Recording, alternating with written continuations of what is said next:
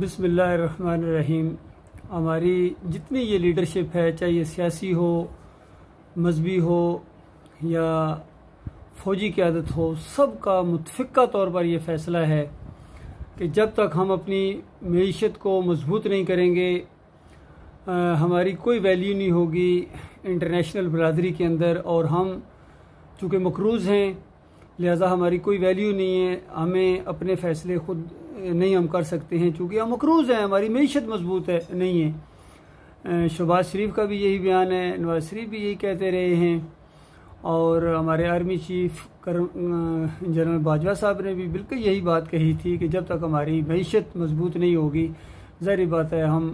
لوگوں نے پھر انہی لوگوں کے سامنے جانا ہے، تو کس طرح یہ معاملہ آگے چلے گا۔ عمران خان صاحب بھی معیشت ہی کو مضبوط کرنے کی بات کر رہے ہیں کہ دیکھو ہمیں تیل سستا مل رہا ہے رشیا سے اور گندم وغیرہ، تو اس طرح ہماری معیشت مضبوط ہو جائے گی۔ دیکھیے سارے جتنے یہ ہمارے لیڈر ہیں، قائدین ہیں، یہ سارے اپنے آپ کو مسلمان بھی کہتے ہیں اور نبی علیہ السلام کا امتی ہونے کا دعویٰ بھی کرتے ہیں، سب کا شوق ہے،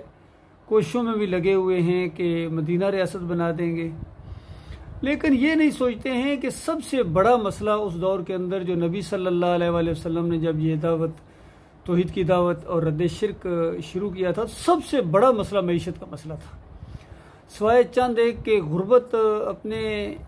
زوروں پر تھی، حتیٰ کہ غلامی، انسان اپنی ذات کا وہ مالک نہیں تھا، غلام تھا غلامی کے اندر۔ پھر اسی طرح سیاسی مسائل بے شمار تھے، اور کتنی دوسری قومیں تھیں، یہ کسریٰ نے اور قیصر نے عربوں کے علاقوں کے اوپر قبضہ کیا ہوا تھا۔ نبی علیہ السلام کوئی مسئلہ لے کر اٹھتے، غربت کا مسئلہ لے کر اٹھتے، غلامی کا مسئلہ لے کر اٹھتے، سیاسی یہ جو مسائل ہوتے ہیں یہ مسئلہ لے کر اٹھتے، تو سارے آپ کے گرد اپنی جانوں کا کلا بنا دیتے، کوئی مخالفت نہ کرتا۔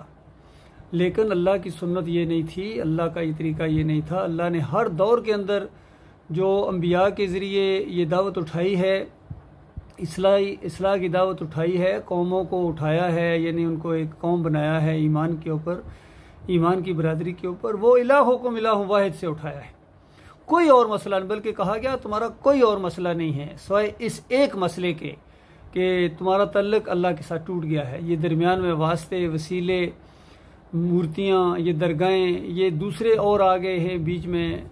تمہارے اور تمہارے رب کے درمیان حائل ہو گئے ہیں،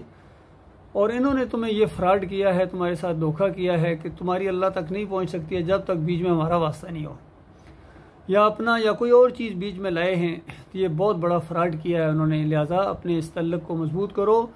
وہ اللہ تمہاری شارگ سے زیادہ قریب ہے، وہ دل کے وسوسے جانتا ہے، وہ تمہارا اکیلا معبود ہے، اور اس نے پوری کائنات کو بنایا ہے صرف اس ایک مقصد کے لیے، وما خلقت الجن والانس الا لیعبدون، یہ جن اور انسان تاکہ اس کائنات کے اندر آزمائے جائیں، اور آزمائش صرف بندگی کی، غلامی کی آزمائش ہے کہ الا لیعبدون، کوئی اور نہیں ہے سوائے اس کے کہ تم صرف ایک اللہ کے بندے ہو یا نہیں ہو، یا کسی اور کے بندے بننا چاہتے ہو۔ اپنی اس بندگی کے اس رشتے کو ایک دفعہ اگر آپ ثابت کر دیں تو مالک فرماتا ہے کہ یہ چند سالوں کی یہ آزمائش ہے، اور یہ کسی لمحے ختم ہو سکتی ہے، ایک لمحے کا پتہ نہیں ہے، ایک منٹ کا پتہ نہیں ہے۔ اگر تم نے یہ بندگی کا رشتہ اللہ کے ساتھ مضبوط کر لیا تو اس کے بعد جیسے مرو گے جنت کی بادشاہی کا تاج پہنو گے، ہمیشہ ہمیشہ تمہاری عزت کے اندر، تمہاری صحت کے اندر، تمہاری جوانی کے اندر اضافہ ہوتا چلا جائے گا، اور کم از کم جو بادشاہت ملے گی کسی ایسے گناہ گار کو جو چور، قاتل، زانی، بدکار، پوری زمین کو اس نے گناہوں سے بھر دیا ہوگا، لیکن لا یشرک بی شیئا، میرے ساتھ شرک نہیں کرتا تھا،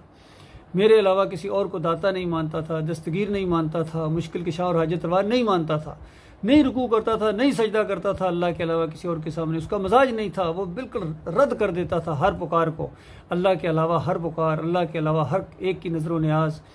اللہ کے علاوہ کسی اور پر بھروسہ، توکل، یہ واسطے، وسیلے، رکوع، سجدے، ان پر لات مارتا تھا، تھوک دیتا تھا، وہ بالکل اس کو مانتا ہی نہیں تھا، رد کر دیتا تھا کہ دیکھو یہ بات میرے سامنے پیش نہ کرنا، میں ایک اللہ کا بندہ ہوں، گناہ گار ہوں، لیکن میں اس کے علاوہ کسی اور کے سامنے جھکنے والا نہیں ہوں۔ تو اللہ کے بندو، یہ وہ خوش نصیب انسان ہے جب جنت میں داخل ہوگا اپنی سزا کاٹنے کے بعد۔ تو نبی علیہ السلام فرماتے ہیں، یعنی مفہوم یہ ہے پوری اس بات کا کہ اس پوری زمین سے 50 گنا بڑی جنت اللہ اس کو عطا فرمائے گا، اور اس کے علاوہ کہے گا کہ اس کے علاوہ بھی جو چیز تیرے دل میں آئے وہ تیری ہوگی، جو مانگ تو پیش کرے وہ پورا کر دیا جائے گا، اور ہمیشہ ہمیشہ کی یہ بادشاہی کا تو مالک بن گیا ہے۔ اللہ کے بندو، آج ایک کونسلری کے اوپر جھگڑتے ہو، MNA اور MPA کے اوپر، اور وزارت کے اوپر، اور وزیر اعظم بننے کے اوپر، صدر اور جرنیل بننے کے اوپر تم مرے جا رہے ہو۔ کتنا چھوٹا تمہارا فہم ہے، کتنی چھوٹی تمہاری مینٹیلٹی ہے، اور اللہ تعالیٰ نے جو تمہارے لیے اتنا بڑا معاملہ رکھا ہوا ہے کہ پوری دنیا کی حکومت تمہیں ملے گی۔ یہ پاکستان کیا، پوری دنیا کی۔ وہ جو کسی نے کہا نا کہ چین و عرب ہمارا، ہندوستان ہمارا، مسلم ہیں، ہم وطن ہیں، سارا جہاں ہمارا۔ تو میں نے ایک دفعہ اس کو اس طرح لکھا تھا کہ ہندوستان ہمارا، چین و عرب ہمارا، مسلم تو بنو، سارا جہاں ہمارا۔ یہ تو مسلم بنو تو اللہ نے وعدہ کیا ہے نا، تو مسلم بنتے ہی نہیں ہو۔ تم کبھی دیوبندی بننا شروع ہو جاتے ہو، کبھی بریلوی بننا شروع ہو جاتے ہو، کبھی اہل حدیث بنتے ہو، کبھی سیاسی روپ میں آتے ہو، جمہوریت کے رنگ میں آتے ہو، کبھی ووٹوں اور نوٹوں کی لالچ دیتے ہو، کبھی پاکستان کو جناب ہم بنا دیں گے، پیرس بنا دیں گے، اور پتہ نہیں کیا بنا دیں گے، اور کچھ بھی نہیں تم بنا سکتے ہو سوائے اس کے کہ تم نے شرک کا ایک گودام بنا دیا اس کو۔ حالانکہ یہ مشہور ہے کہ یہ نعرہ لگایا گیا تھا پاکستان کا مطلب کیا، لا الہ الا اللہ، اللہ جانتا ہے۔ نہ نعرہ لگانے والوں کو اس کا معنی آتا تھا، نہ پیچھے جواب دینے والوں کو اس کا معنی آتا تھا، اور 75 سال بعد پتہ چلا کہ آزادی ملی ہی کو نہیں۔ وہ آزادی کی تحریک چلی تھی، بچوں کو قربان کیا گیا، عورتوں نے عصمت لٹائی، کتنے نوجوانوں کو چھیدا گیا اور قتل کیا گیا، کوئی یعنی اندازہ نہیں لگا سکتا ان قربانیوں کا۔ اور اتنی زیادہ قربانیوں دینے کے بعد 75 سال بعد عمران خان صاحب نے بتایا کہ آزادی ملی کو نہیں، اب حقیقی آزادی کے لیے پھر میرے ساتھ مارچ کرو، پھر نوجوانوں جانے دو، پھر ماؤں اپنے بچوں کو بھیجو قربان کرو، اور خواتین آؤ، تم بھی آؤ یہاں آ کے دھرنے میں،